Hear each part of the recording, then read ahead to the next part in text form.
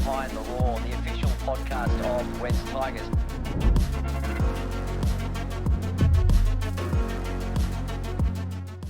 Well, hello and welcome to episode 23 of Behind the Roar, the official West Tigers podcast, where we give it to you straight, where we kick speculation into touch, and where we learn more about the people and the stories behind this great club. This week's guest is, I think it's fair to say, one of the most gifted ball-playing forwards the NRL has ever seen. These days, he's doing some great work in the wellness space here at West Tigers. A Tongan international who played more than 200 NRL games over, I think, 11 seasons with 3 clubs, them being Parramatta Eels, New Zealand Warriors and Manly Sea Eagles. He also played a handful of games in the English Super League, and that's where I first laid eyes upon him. It was, I think, back in 2005. I was marketing and media manager for then London Broncos. We were playing at Brentford Football Club's home ground, I think, at Griffin Park. And this man came across. He'd played one NRL game with Parramatta Eels. I think he was 17, maybe 18 years of age. And he landed at London Broncos, and within an instant, he became a crowd favourite. He was something special, and I loved the brief time that I had working with him. It's a very warm welcome to Feleti Mateo, otherwise known as Fred. Yes, mate. Thank you for having me. Wow, that was a long time ago. So we haven't crossed paths since it was 2005 in London. And that was the last time I reckon we saw each other. Yeah, I think so. And it took me a little while for you to remind me like where I knew you from, but quite the journey I've had over the years, and back where it all started in London. Yeah. So your first year here at West Tigers, and we'll talk more about what you're doing here in the wellbeing space and education. How are you enjoying? How have you settled in? Yeah, I love it. I think anyone that's involved with the club and the place is super excited. I think the potential here, it's like it's like a rebuild, but it's like a fresh new start with the facilities here. And also for me, it's the playing group all the way down through the pathways that's really exciting, and I'm so happy to be a part of it. You had an amazing career, and I know you had your own issues post-retirement. We'll chat about that. You're comfortable chatting about that. Yep. And some of your experiences certainly make you an ideal person for some of our younger, well, not even the younger squad members, to come to you and chat about some of the issues that they might be dealing with. We'll talk some footy as well. We'll have a bit of fun too, if that's all right with you. Yeah, big mate. fella. Let's go ahead. You're good with that? Now, just before we dive into all that, a really busy week here at the club, obviously. What a weekend.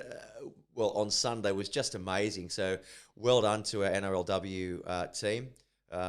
Very first game in the competition, and they blew Parramatta Eels off the park at CommBank Stadium. It was an epic day for the club. It was beautiful. It couldn't have been scripted any better. It was blue skies. There was smiles all around. The sun was shining. And a really, really good performance from our NRLW team. So well done to Brett Kamali and the whole crew there. Sala Togatuki and Kezi Apps and Bo Tilvetti Welsh and everyone. Just an amazing way to start the competition, and such a huge improvement, I've got to say, from the trial match we saw when they played Cronulla Sharks, who they do face this weekend, actually, and it's for real. It just goes to show that trial football doesn't really mean too much, but well done, and looking forward to the rest of the season. So we've got another 8 games in the regular season for the NRLW, and we're hoping it'll be 11 games. That would mean we go through to the grand final. Our NRL team, disappointing loss in Wollongong. The whole club was down there pretty much. All the admin staff were down there. We had a really positive couple of days, and we might chat about that too. Yes. Feleti, a strategy planning session, which we do each and every year with some outside help as well. They come in and we sort of set the strategic priorities for the club going forward. Well, I don't, but I'm part of the media team and part of the club, and we work out where we want to head to. And I think there's some really good ideas came out of that strategy session. Some of them actually, or importantly, revolving around the wellbeing space as well. So we'll dive into that. So in Tamworth on Friday night, fourth time we've been to Tamworth in the past 6 years. Again, it's a sellout, not surprisingly, and I know our community team, they're doing some wonderful work down there as well. So as I say, a really busy week. Good luck to the boys against the Bunnies at Scully Park on Friday night, and then our women's team take on, as I say, the Sharks. It's a double header at Belmore Sports Ground, so get out there for that if you can. Righto, Feleti, how this works, you'll hear the whistle blow, okay? And we'll dive into our opening set of 6 tackles. So I'll ask you 6 questions, get to know a bit more about you. Yep. All of us will. I know a fair bit about you. Yep. But there's a lot I don't know. Yes. About you. As I said, we'll dive into some footy chat and some more about the wellbeing space, your role here at the back end. See that clock up there? What? About 5 to go. Nice. We'll ask you favourite 5. Could be anything, whatever comes to mind. No worries. All right. Let's go. You ready to roll? Let's go, mate. Okay. Alrighty. Well, let's launch into the opening set of 6 then. It is your NRL debut, Feleti. The referee is Paul Simpkins. He blows the whistle. There she goes. It's Saturday, 24th of July, round 20, 2004. You come off the bench for Parramatta in Melbourne. Brian Smith is your coach. You're up against a team. Look at some of these names. Billy Slater, Cameron Smith, Matt Geyer. Their coach is Craig Bellamy. Okay, first question, then you got to tackle. Tell us what do you remember about your NRL debut and the lead up to it? I remember, it's funny, I was playing, I think, might have been New South Wales Cup at the time, and I was good mates with Ben Smith, who had travelled, travelled down from up Newcastle way, and we were playing together, and they brought us both in for a video session, and I thought I was getting dropped back to Jersey Flegg. From Cup. So when we were watching this video, I was nervous what was going to come of it. And they put a video in and was watching Melbourne players, and I didn't know what was going on. and then I can't remember which. How old were you? I was 19. Yeah. 19. Yeah, a year out of school. And I just remember the coach saying, "Oh, by the way, you're playing this week." So it just all come really quick. And I remember they flew my parents down to Melbourne. And I had my roommate was Corey Pearson, front rower, who played for the Tigers as well. Champion bloke, being a 19-year-old kid. Back then I used to get bad tonsillitis, so my throat would like close up. So did I. And and made me snore bad. So I said to Pearso, I said, "Mate, I might snore, so I apologise in advance." And he apparently, over the night, as I fell asleep, he went to try and find another room. Hotel was booked out, and so he just came back, put toilet paper in his ears just to allow me to sleep. Being a rookie, first game, and I thought, man, that's amazing that an old boy like that would do that. I was expecting him to throw me in the hallway or something, but I got through the night, and then I remember in the game just coming on, being real nervous. And my mates back in Sydney would say to me, you need to do something so we can watch the game and say, "Oh, look, we told him to do that." And I said, "Well, what can I do?" Yeah. So they said, when you first run, just whoever's that marker, you play the ball and push them. So I've come on the field, I've run straight across the other side of the field, had my first run, head down, played the ball, looked up, pushed him, and it was Steve Kearney. And I just remember going, "Oh, get out of here." So you didn't concede a penalty? No, I just pushed him and I got out of there. And so that's what your mates are asking you, give us something. Yeah, give us something. Show us something.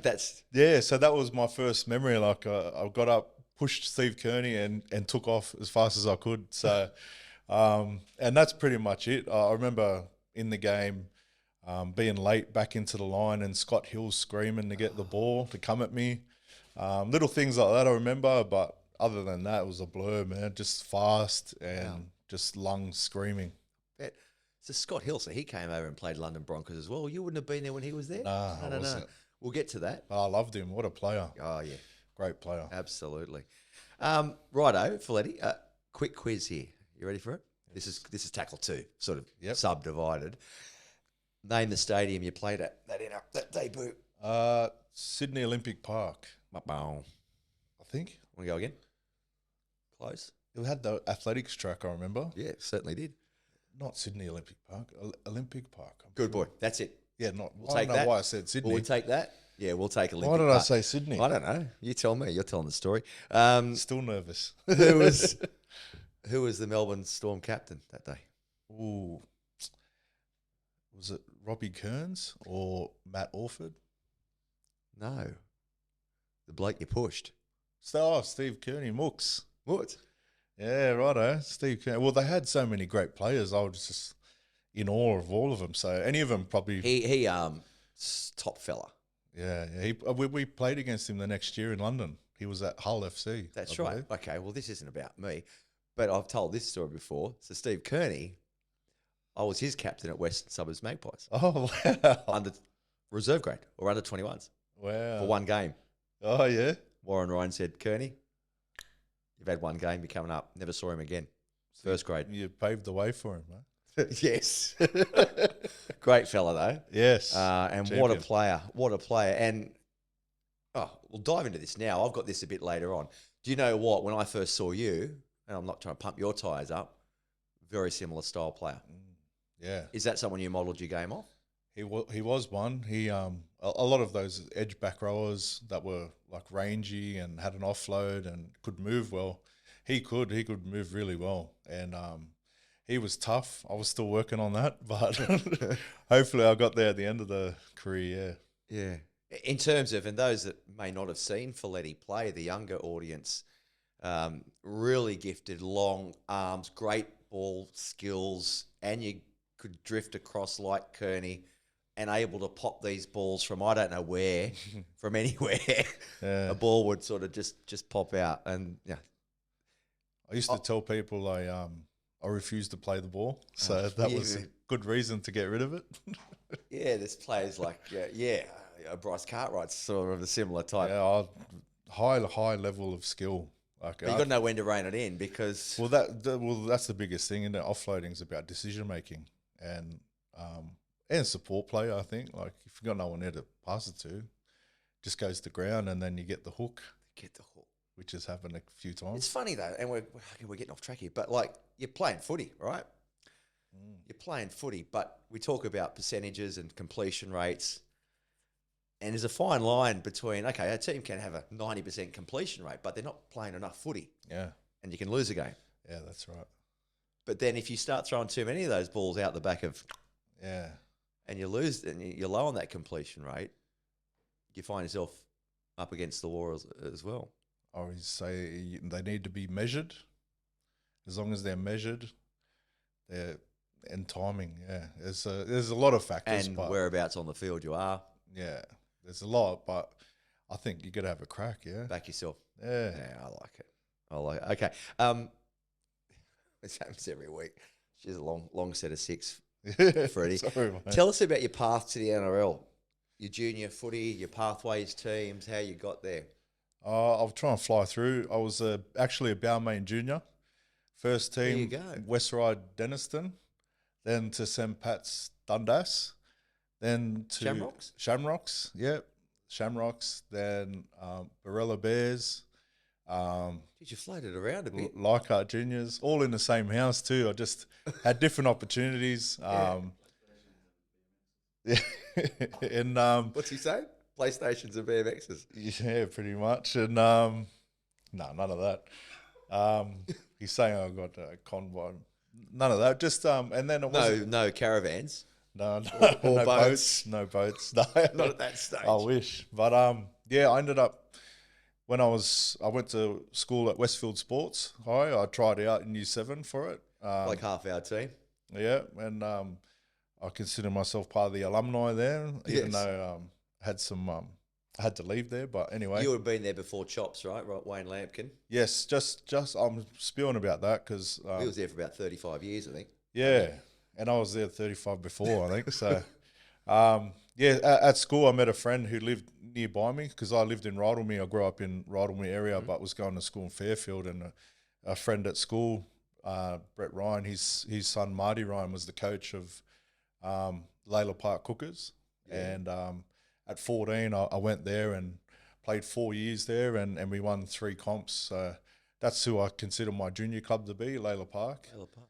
And we had some good players come out of there, and probably a club that wasn't considered to be very special in terms of finances and whatnot. We had our little clubhouse there, the White House, and just got about our business, and yeah, very good club.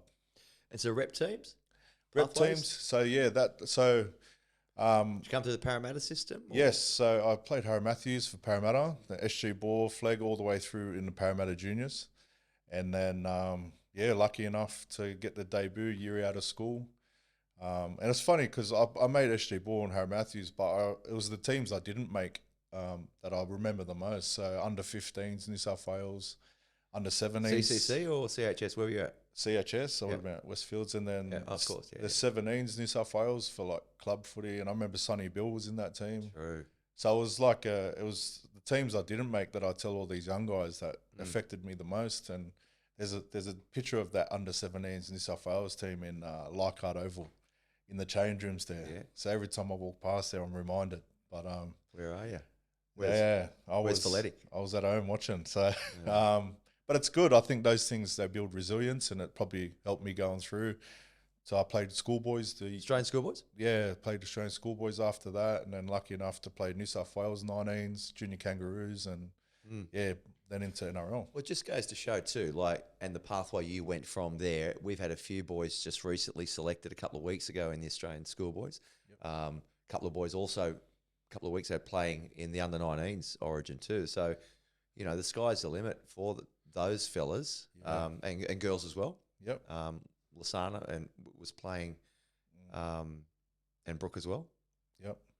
So it's a very good grounding. What about your family, your upbringing? Tell us a bit about that. Yeah, so like I said, I was born and raised in Sydney, raised in Rydalmere, Parramatta. I was always a Parramatta fan growing up. One of 5, 2 brothers, 2 sisters. My dad's Tongan, my mum's English. So I've got the UK passport in the back pocket, which has been handy over the years. Yes. And but I've always been raised in, as we say, the Tongan way. Just pretty strict growing up, Christian, Catholic, going to church every Sunday. And just come from humble beginnings, really. Shared a bedroom with my 2 brothers. And then that got too small for us. So, yeah. They big boys too? No, not really. One brother is, and one's not. But in our older age, we all got big, so as we do. Feleti, you're not old. I'm feeling it, mate. The best is yet to come. I hope so, mate. Mate, I want to touch on your heritage too, and Pacifica heritage. We've got a lot of Polynesian players here, or with Polynesian Pacifica ancestry. A lot. Not just in our NRLW, but right through our Pathways teams. And I know it's a space that we can talk a bit more about that. Away from footy, when you get a bit of spare time, what does Feleti do? Oh, well, now I'm consumed by my 3 daughters, Tali, Ella, and Livia. They're 10, 7, and 5, and they're everything to me. They keep me on my toes, and but when I'm with them, it's Barbies and all sorts, TikToks and all the rest of it, making bracelets. That's most of my time these days when I'm not doing stuff with the Tigers, and that's not much time that I have free because as you know, the pathways that we got here, there's a lot going on all the time, and a lot of the time I'm bringing my girls along to the footy, so they're heavily into the footy as well, which I've never put onto them, but it must be in the blood because they're all footy supporters. Gorgeous names, gorgeous ages. No, and it's good that they do integrate with your work, and you can do that. I'm a bit the same too. Like, my kids are always tagging along with me, but they love it too. I don't drag them along, but again, it's probably in their blood as well. Yeah. Once it's in there, can't get it out. No, mate. No, that's I'm a bit scared of. And I know the women's game's taken off, so with 3 girls, I could put together a good spine, I think. Oh, absolutely. So, but they're very precious to me. So I'm a bit iffy about the contact. So I might stick to Get over it. Yeah, I know. I mean, I was the same. Yeah. My daughter was playing in a boys' team, Yeah. rugby league for a year, or Yeah. rugby union for a year, and I was a bit. Uh, But after seeing what our girls are doing now, Yeah. I'm not worried about any of that sort of stuff. Yeah. But for example, no injuries at Combank. The girls are fielding. Noddy's fielding the same team again. Yep. Touch wood. Yeah. Well, they Um, did well, didn't they? Some of those hits. Oh man, Sarah. Sarah Tugatugi. She reminds me of a fui fui moi moi. Yeah, a Like- smaller, compact version. Yeah, built low to the ground, powerful, and Yeah. big tank too. 200 odd meters. Wow. Like a couple of them on your team, eh? Absolutely, Yeah. absolutely. How did you get in your current role here in the wellness, wellbeing well- space? How'd that work? So since I retired, I've bounced around different professions. So did you know when you were close to retirement, or did you have a plan in place for what you might do post footy? No, I didn't. And my career sort of came to an abrupt end. I had some bad experiences at a couple of places I was at. So I was sort of confronted with some hard decisions about whether footy was worth my happiness, and I decided it wasn't. So I stepped away, and it was probably for that reason that I stayed away from the game for a few years. And it wasn't until a friend of mine who was a player manager organised a conversation for me to come on board with the Tigers as an assistant coach for the Jersey Flag team last year, and that's how I got my start back here. Before that, I roamed around in some social work.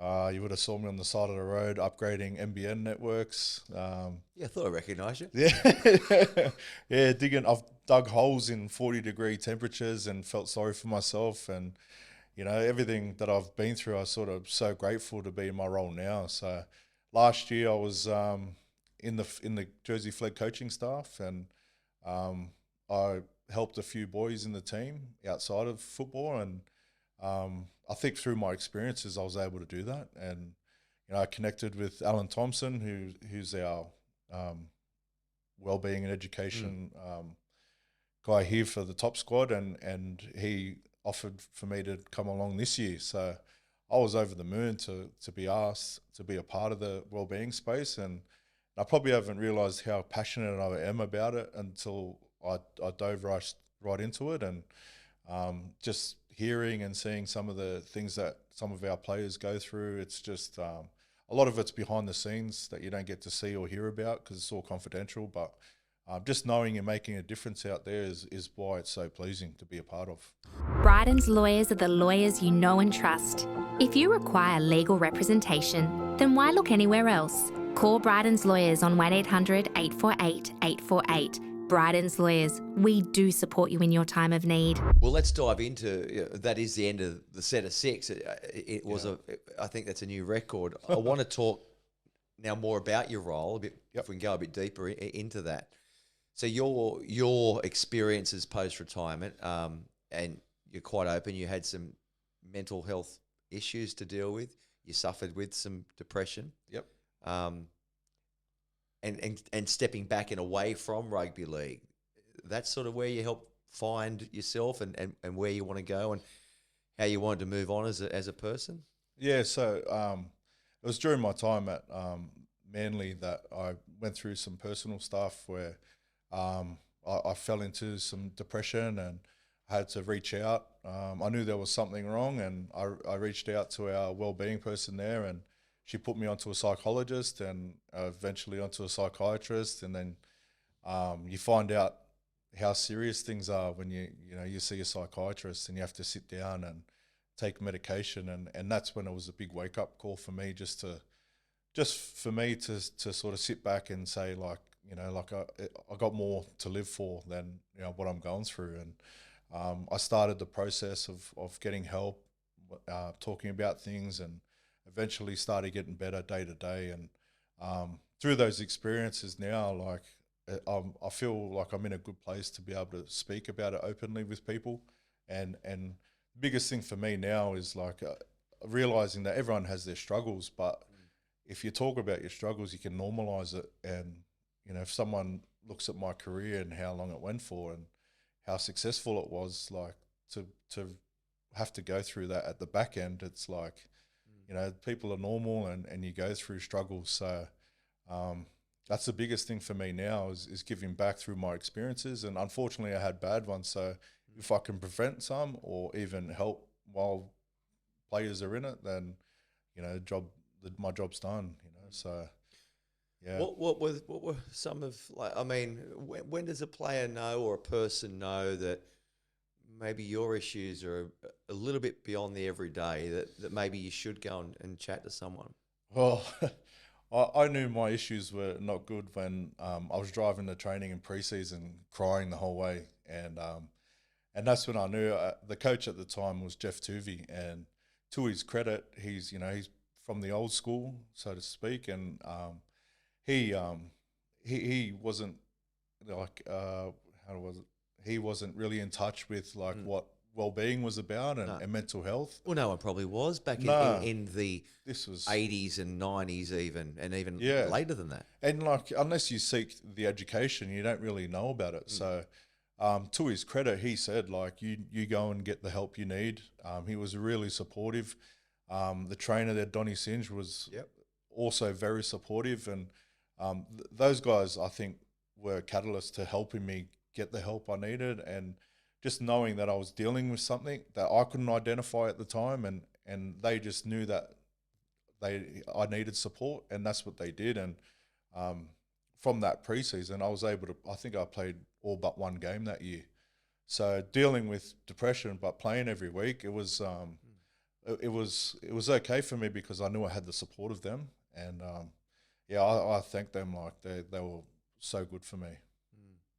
And a lot of our younger players here, some of them you would have been helping coaching with Jersey Flegg, and some of them, well, they probably wouldn't know who Feleti Mateo was as the player, right? No, a lot of them don't.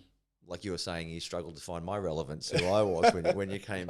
But them knowing your background and your story, that obviously makes them probably feel a little bit more at ease and comfortable coming to you. Well, I think my off-field struggles more important than my on-field success, like, because I feel like we learn more off it, right? So that's why, and I try and put that at the forefront. I put that in the first conversation so they know that I'm human. Like, although I may have played a long time, like, I'm still normal. I go through struggles. I went through struggles, and, you know, we can all come out of it, you know, with help. And those are the things that I try and put in place real early, and it helps build trust with the players, just to know that, you know, he's struggled as well. You know, he's talking about it. There's a way out. And I think that's the biggest thing, is building trust with these players. You mentioned Tomo, Alan Thompson, who has got a wealth of experience in sports admin, in high performance, in well-being. So he leads the team here. Yourself, Kate as well. Yep. Now there's a story. So Kate Levitt, she... Masters in sports psych from Canada. And she's looking after mostly our women's pathways in NRLW? Yeah, all our women's programs. So, man, I've learnt so much off both of them.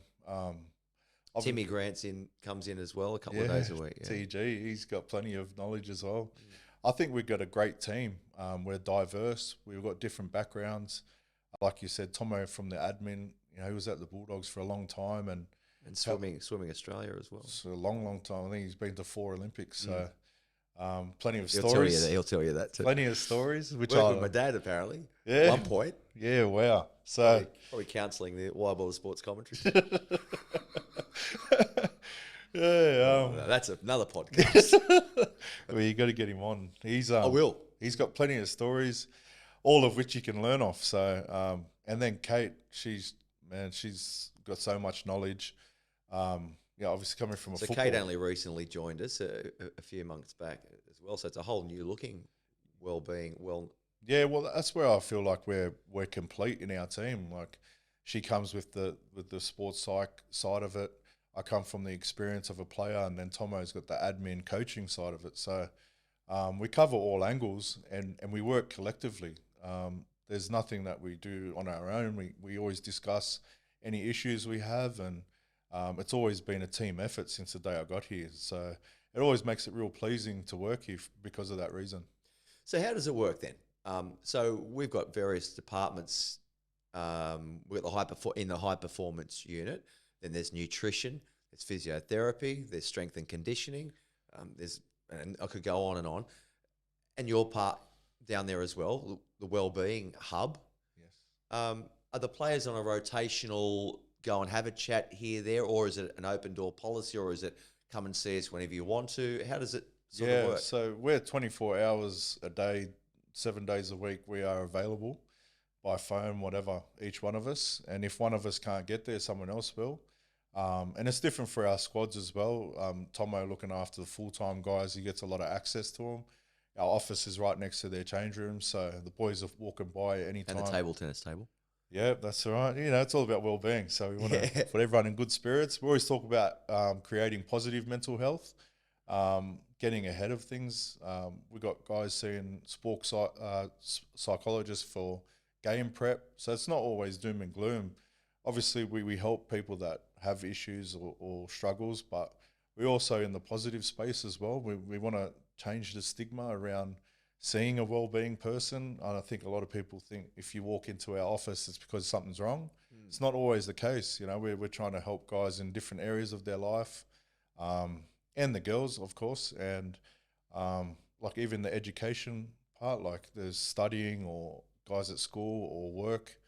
There's so much that goes on beyond this club, like beyond their football life, that probably doesn't get thought about much. When you see these guys, a lot of football is what they do, but a lot of them isn't who they are. So we like to explore that as much as we can as well, because there's a connection between certain things, even like culture. Guys that are connected to culture outside of football tend to get, like there's studies that have been done that they tend to be picked more each week for footy. So I think it's really important to have balance in life. And you can't quote me on that study, but it's true that we'll talk more about the culture in a bit. But I mean, just what you're talking about there, we think of high performance, and we think of who's doing the biggest bench press and who's doing the biggest squat and who can lunge the furthest and who can cover 60 meters in the shortest amount of time, that sort of stuff. Yeah. But then the stuff you can't see is the stuff you're talking about. The non-measurables. The non-measurables, which probably can be sort of measured somehow, but yes, that's very powerful. So and a happy person, a happy footballer off the field, and there probably would be stats to back this up, is going to perform, you would think, at a more optimum level. Yeah. And we try and encourage the guys, if they come and see us, it's a strength, not a weakness. Yep. So if you're booking appointments with us or you're coming to have chats, you're trying to better yourself. And that's what I try and tell a lot of the young guys too, being in the Pathways program, is that the more you see us, the more you're trying to make yourself better.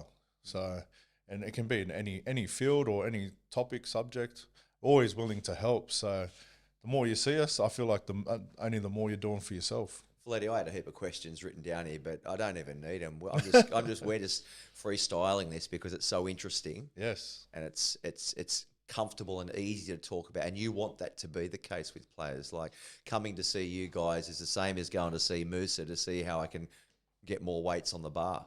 Yeah. The area of this club, and I think probably a little different to most NRL clubs, I would hazard a guess, well, it's an educated guess, I would say at least 80%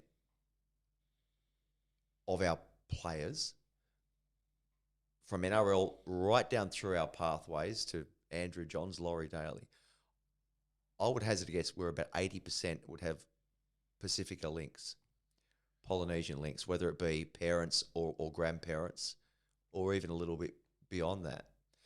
The NRL has done an amazing job in recent years in the Indigenous space.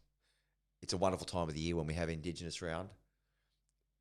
But I know you and the wellbeing team would like to maybe think about putting more time and resources and thoughts into what can be done to help the Pacifica boys and girls in the club. Yeah, and I think that's across the whole NRL. I know language courses have been rolled out over the last few months for Tongan, Samoan, and Māori languages. And I think like we've had some buy-in from our players that have wanted to connect with their culture, learning the language. And there's just this, the thing is, there's so much about the culture that needs to be learned or highlighted that the boys want to be a part of, and the girls. So we definitely have big plans in the space, connecting with their culture. Like I said, it's the balance of footy, right? So if they're connected to their culture, they feel more empowered, they feel more identity, and then taking that onto the field, you can only feel stronger, like you've got your cape on, you know, you're ready to go, and you're representing your people, you know, where you're from, your heritage. It's all combined, in my opinion. Got your cape on. I like it. Yeah, no, it makes perfect sense. Because, like, okay, and I feel a bit ignorant here, right? But I understand Samoan, Tongan, Maori, different cultures. But guys like myself might not appreciate or understand why a Polynesian boy is behaving this. For example, some are quite shy. Yeah. But that's part of the upbringing too, right? Yeah. And some, I know, eye contact is important not to have eye contact in some instances, and that's part of the upbringing that I didn't know about.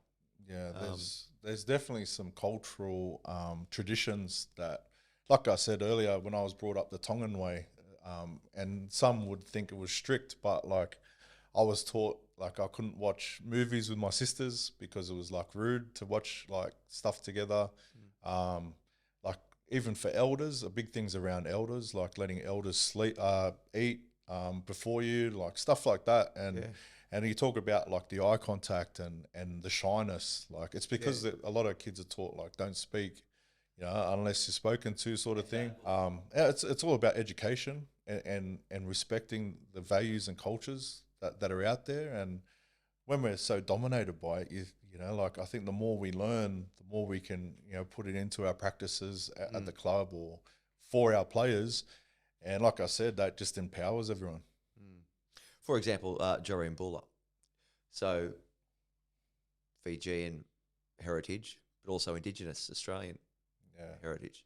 And I know Nato put his arm around him and embraced him around Indigenous round, and it's more of a learning curve for Dream. He wanted to know more about his Indigenous roots as well as his Fijian. But as you say, the more they can learn, it does empower them. Yeah, I've had a few players even this year come and approach me about learning more, and I think, and even for myself, I played for Tonga since 2005. So I played, I think, 12 tests for him, and it got best summed up by John Hopewadi, who said his proudest moment was playing for Australia, but he cried when he played for Tonga. So I think that doesn't sum it up any more than that. So that's pretty special in my eyes. Yeah. Let's talk some footy then. Yep. Back on your days, all right. Now, so how did that work, right? So you played one game with Para. This was back in 05, I think it was. Then you bumped into me in London. How'd that come about? Yeah, so after I debuted, it was towards the back end of the year, and then I had issues with my calves. So I played... At the age of what, 18, 19? 19, and then... Supposed to be an old man's injury. Yeah, I know. Well, apparently it's called compartment syndrome, which is pretty common within Pacifica players. And I didn't know that. Yeah, so that's what I got told too. And I think Chris Inu, he got the same surgery as well. So I got the surgery at the back end of 2004, which hindered my preseason going into 05. So I had a slow start going in, and then I don't know how it came about, but my manager said, would you want to go to England for half the year? And I think it might have been to make space in the cap. I don't know what it was about, but I went down to Canberra, got my UK passport from my mum's English side, and I was off within a week and ran into you over there. So I think I played 12 games there, and man, at the time there was a lot of Aussie boys, Kiwi boys It in the was team. full of Aussies, the London Broncos. Yeah. So it made it a bit nicer for me, and even in the coaching staff, Keegan and Rowan Smith were there, who were sons of Brian Smith. And then Tony Ray, of course, the coach, Sniffer. So it was like I was home anyway, but just in a different place. But it was a big wake up call because it was the first time moving away from home. Was Jimmy Dimmick there? Nah, he'd left before me. So yeah, first time away from home, but like I absolutely loved it. I grew up a fair bit there, I think. Just learning how to clean my clothes and do washing and cook. Yeah. Big Anthony Armour there. He taught a lot of us because we had a lot of young kids there. Yeah. It's good times there. Absolutely. So then you stayed there for a year and then you came back to Parramatta. Yeah. You mentioned Christian Inu there before. Just went through my head there. So you would have played with him at Para. Yeah. That lovely, wonderful smile as Before he he went kicked. in, kicked the goals. Yeah, used to do my head Whispered in. into himself. Yeah. Do you know what he said? Did he have a real? Nah, but I know if he missed it, he was getting a mouthful from me. I used to do my head too, in. didn't you? From memory? No. I have kicked. Yeah. I'm 7 from 9. I'll tell everyone at training I'm career 75%. Fair enough. So I know you're big on percentages though. Not really. No. Let me throw this in. So you return. Do you remember your first NRL try you might have scored? Yes. Against the Who was mighty it West against? Tigers. Against the West Tigers. Yeah. I remember Tim Smith put through a little grubber and I regained it because I think it was maybe my second, third game of NRL. Yeah, round 3, 2007. 2006. 6, 7? Was it? Yeah, because 6 I didn't play. Oh, it must have been 7, was it? Yeah, 22-20 you beat the Tigers. Yeah, I always had good games against the Tigers. That's why I like the Tigers. They're always nice to me over the years. You played in 2 grand finals. Yes. Yes? Yeah. Off the bench in both? So Yes. Parramatta 09. Yes, 09, Warriors at 11. 11. Yeah, 0 from And a 2. lot of people don't get to play in 1. Yeah, I'm very grateful. But I won in 06, we won the Parramatta reserve grade competition. It's when Marcus Perinara kicked 2 field goals, 2 tries against Newtown, which was a big day that day. But yeah, then 09 and 11, so 0 from 2. Well, as I say, a lot of people don't even get to play in one NRL grand final. Any regrets from your playing days? Any regrets? That's a good question. I guess. Did you finish? You could have gone longer in your career? Yeah, perhaps? I think I could have. But you can't regret. What's the point of regret? No, you did what you did and you Yeah. walked away from the game. My biggest regrets now that I look back on is like looking after my body more. I feel like looking back now, if I stretched more, probably would have helped my body in an older age. But little things like that, I wish I was more diligent in what I did day to day. But I was lucky, I played over 200 games. Like to me, that's no small feat. So I always felt better when I did look after myself. But like to have these facilities that we have here, like man, that would have been unreal. Like everything's at their fingertips. So naturally, us Polynesians weren't always the best at recovering and whatnot. Being in pools, there's always a stigma around, islanders and swimming capabilities. So, Well, was it the Samoan team or the Tongan team at one of the World Cups? They made a bit too much use of the all-you-can-eat sort of yeah, I think it was the hotel Tongans. bistro. They put on a couple of kegs, I think. Yeah. Yeah. But on the Tongans, proud Tongan heritage, and you loved pulling on the Tongan jersey, right? Yeah. Are you happy that Tonga and Samoa really coming along in that space? And that's taken some time, but where they're at now, it's looking bright. Yeah, like us old boys, as I consider myself, we tell our war stories about sometimes we You played. dug the well. We played for nothing. It was just putting on the jersey, getting the kit, and that's what it was about. We didn't care if we got paid or not. But I love what the boys have done, and a lot of credit to Jason Tamalolo, Andrew Fafita, the boys that put their hand up first. And I love where the international space is going, and even going out in the pathways and talking to some of the young boys and hearing that their first choice would be Samoa, or Tonga, or Fiji. man, it's just exciting times for the future. So I just, I think it's a bit of watch this space about, the future in the international game. Well, it's happening now, isn't it? Like, Yeah. you throw a Samoa or a Tonga up against kangaroos or fully, we know it's not going to be one-way traffic anymore. Ah, never. Anything. But tell me this. What do you consider you were position-wise? Second row, lock, or 5'8"? Yeah, well, for different reasons. Like I always said, like if I had good halves, then I didn't mind playing back row because then I got good service. But then, like if I had the need to play 5'8", then I could roam. It didn't keep me in one spot. So, I probably had more fun playing in the 6. World's biggest 5'8", by the way. Yeah, I loved it, man. Just roaming around. If I had a good half that steered the team, which I did over the years, Tim Smith was, such a unbelievable player who looked after the team, allowed me to play as openly and freely. So, I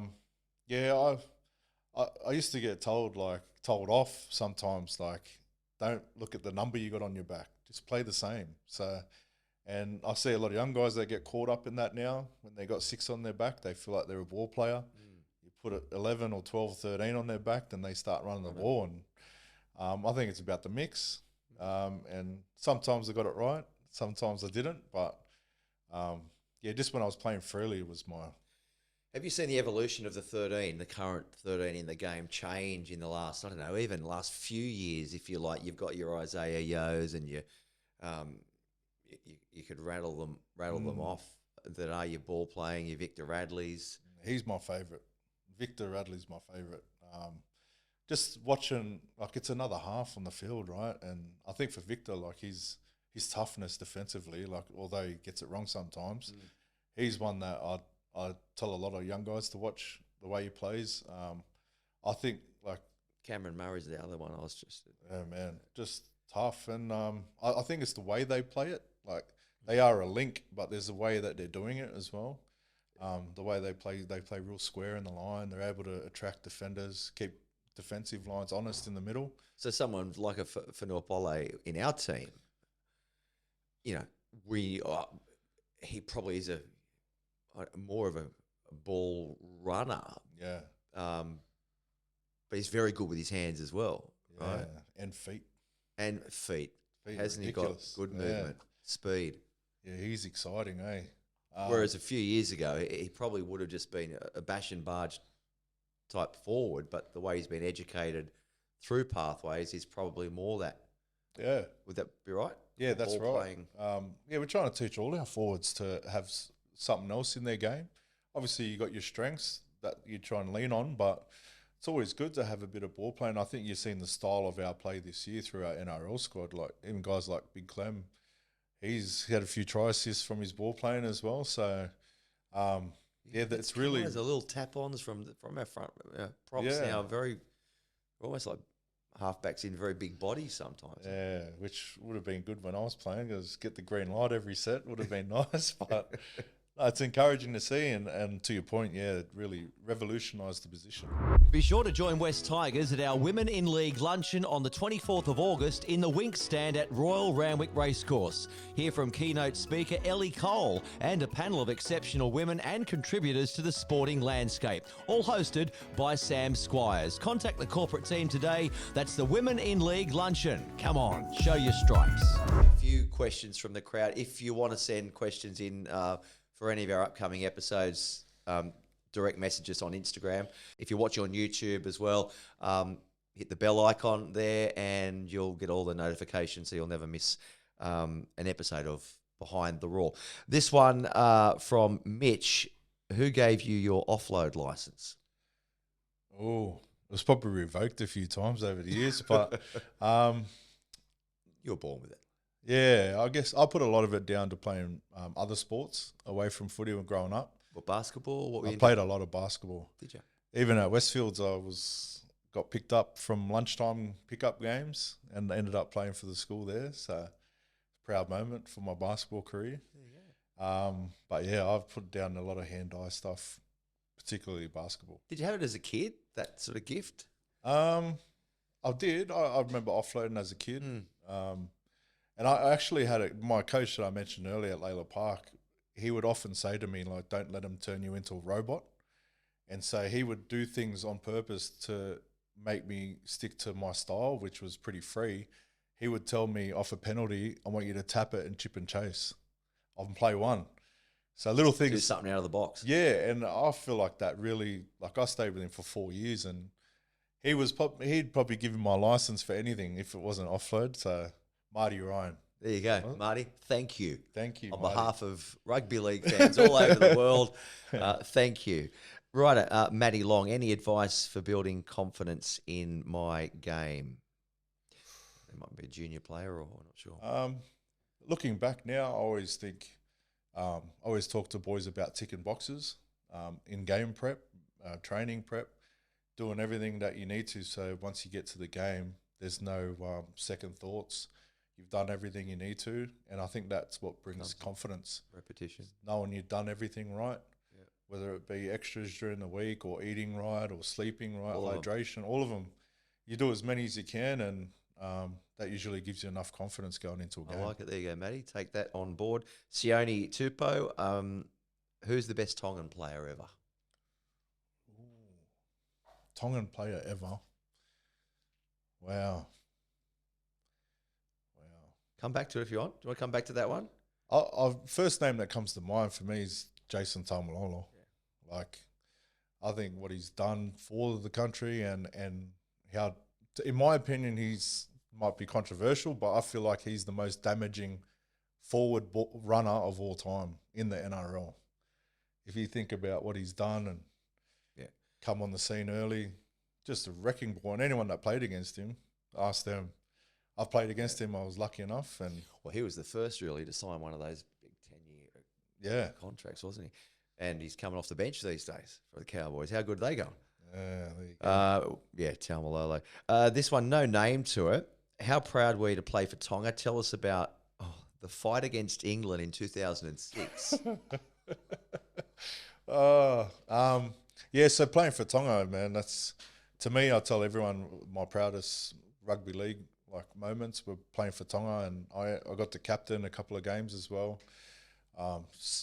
Just the whole week in camp, experiencing the culture, seeing what it means to people, and I got the chance to play in Tonga as well a couple of times. So having family in Tonga that would never make it to Australia, to be able to watch people in the trees, watching in the coconut trees, it's just everything to those people, and you take that on the field with you, and it's just a really emotional time. And although when I played, we struggled to get a lot of results, but if you ever beat Samoa, that was it. Like that's your grand final, World Cup, everything in one. The origin equivalent. Everything, yeah. And I got a couple of them, which were good. But definitely proudest moments in my career. And what was that? The fight. The fight. Yeah. Did you throw any? No, I definitely didn't connect. That's for sure. I was always a lover, not a fighter. So. Oh, okay. Give yourself a rap. Yeah. But I think it was the final of the Four Nations tournament we had in 2006.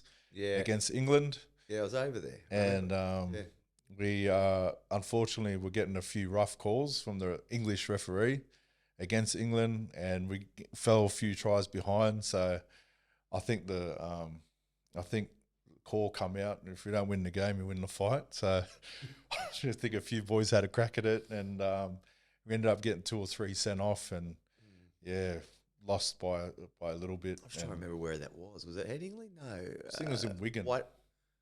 Oh, the JJB. I think so. Yeah. It was one of those, and I just remember because we had a chance to win that game, and I think that's what made it real sour for us. The fact that we got a few rough calls, and for us to beat England, I think it was the England A team as well. So but to beat an English team would have been the biggest thing a Tongan team had done at that time. So, absolutely. But yeah. We better get into the favourite 5, all right? We're going to rattle through these. We're running short of time. Yep. I know you're a busy boy. Now, as a kid, your favourite player growing up? Jim Dimmick.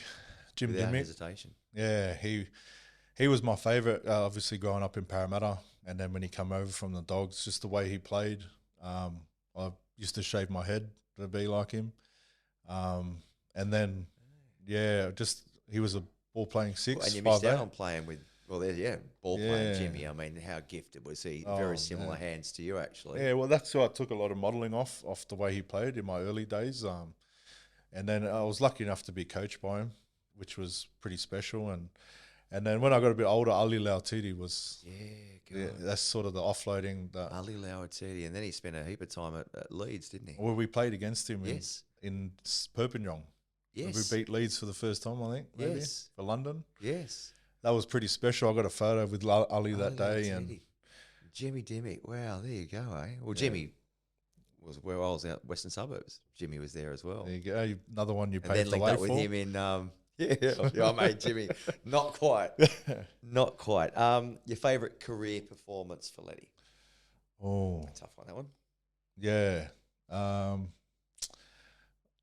I couldn't really put it down to one as an individual performance, but more like team performances. Probably either against the Tigers in the semi-final in 2011 for New Zealand Warriors when Christian scored on the bell.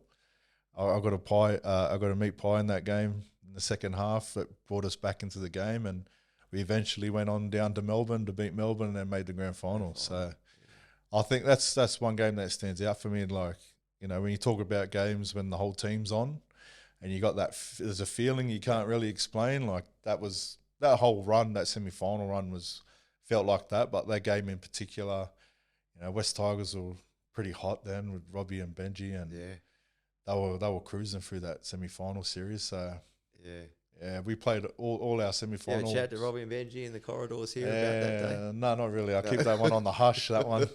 But that was we played all our semi-final games away from home that year, and I think everyone that wasn't going for the team we were playing against jumped on board for us as well. And then we played Manly in the grand final. Well, Warriors became everyone's sort of second team. Yeah, didn't they? that's right. That might well happen again this year if they continue the way so. they're going, the Warriors. Your favourite thing about your role here at West Tigers? Just being in a football environment. A lot of these Pathways kids are on the same journey that I once was on, and to be a part of their journey is my favourite thing. Knowing that I can help in one way or another. That's my favourite thing, just knowing that I'm giving back and hopefully helping either a young player, boy or girl, try and achieve their dream of playing NRL or NRLW. Best player you ever played with? Tough one. Yeah, like at Manly. Or best player you played against? Oh, wow. There's a lot. I think GI was one that when he turned it on, man, he was hard, and he whacked me a couple of times, which made me think, man, did I get hit by a truck?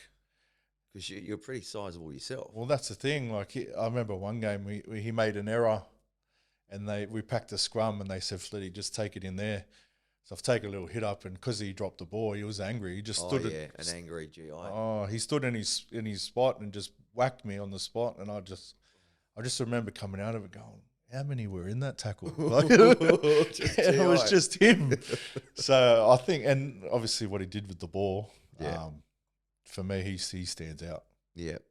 Okay, finally, you've played under, I think I've counted 11 different coaches in your time. If I was to ask you, name me 3 of those coaches that had the greatest positive influence on you. Michael Hagan was probably the first one that he's probably the one that unlocked a lot of what we talked about with playing freely. Did his best probably to rein me in here and there, but he let me play with a lot of confidence. Really. What years were Hagues then? 07, 08, I think.